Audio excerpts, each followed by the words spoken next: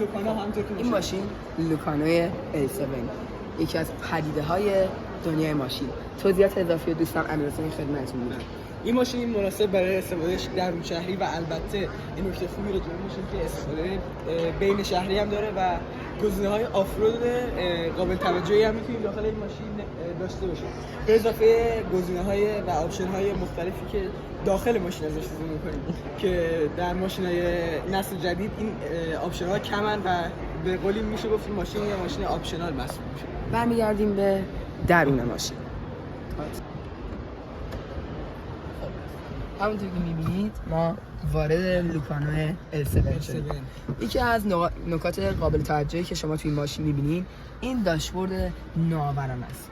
شاید به اینکه خب کولرش کجاست، این کنن چجوری کار میکنه. کولر صفحات کناری رو لطفا بگیرید.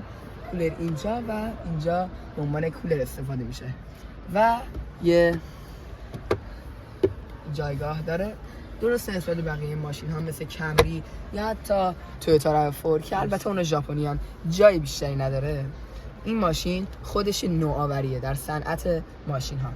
مثلا شما این بورد رو نگاه کنید، انگار شما یه تبلت یا آیپد خریدید. همینقدر نوآورانه که با این میتونید حالتهای مختلف رانندگی رو امتحان کنید. حالا بقیه توضیحات دوستم امیرحسین خدمت شما هست. مثلا یه نکته که تو داخل این ماشین مشاهده می‌کنید در رو ببند.